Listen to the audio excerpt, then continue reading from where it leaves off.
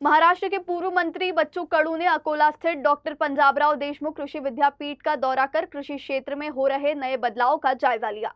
कृषि में हो रहे वर्तमान बदलाव, आधुनिक तकनीक के उपयोग और विश्वविद्यालय में चल रही विभिन्न अनुसंधान प्रकल्पों की जानकारी लेने के लिए बच्चू कडू ने विश्वविद्यालय के वैज्ञानिकों से चर्चा की।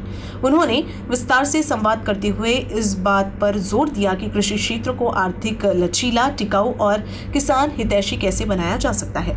विश्वविद्यालय में विकसित हो रही नई फसल किस्मों तथा आधुनिक खेती पद्धति की जानकारी लेकर उन्होंने संतोष व्यक्त किया और विश्वविद्यालय के कार्य की सराहना की। इस अवसर पर उनके साथ कुछ किसान भी उपस्थित थे। किसानों ने नए पौध लेने तथा आधुनिक तकनीकी जानकारी प्राप्त करने में विशेष रुचि दिखाई। इस दौरान बच्चू कडू ने मुस्कुराते हुए कहा, दूसरों के लिए समय देता हूं, लेकिन अपने लिए समय कहाँ मिलता है, जिससे वहां मौजूद लोगों में सहज और सकारात्मक माहौल बन गया। हे सगळं फळबाग आणि संत्रा, काही भाजीपाला विभाग पण पाहिलेला आहे। पहिले जे विद्यापीठातला बराचसा बदल झालेला दिसतो। संत्र्याची बाग अतिशय उत्तम आहे आणि नॅचरल पद्धतीने केलेली आहे, म्हणजे अतिशय साध्या टेक्निकनं संत्रा अतिशय उत्तम पद्धतीने केलेला दिसतो।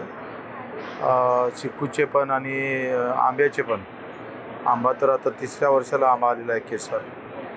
तर विद्यापीठ म्हणजे या परिसरातले शेतकऱ्यांचा आत्मा असतं।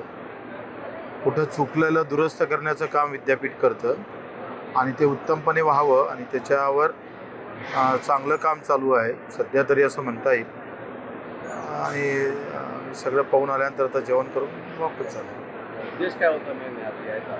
पाहायचं विद्यापीठात काय चालू आहे, कुठले संशोधनं चालू आहे, भाजीपाल्याचे काही नवीन व्हेरायटी आल्या का, किंवा कुठल्या नवीन गोष्टी आपण आता बदल करू शकतो।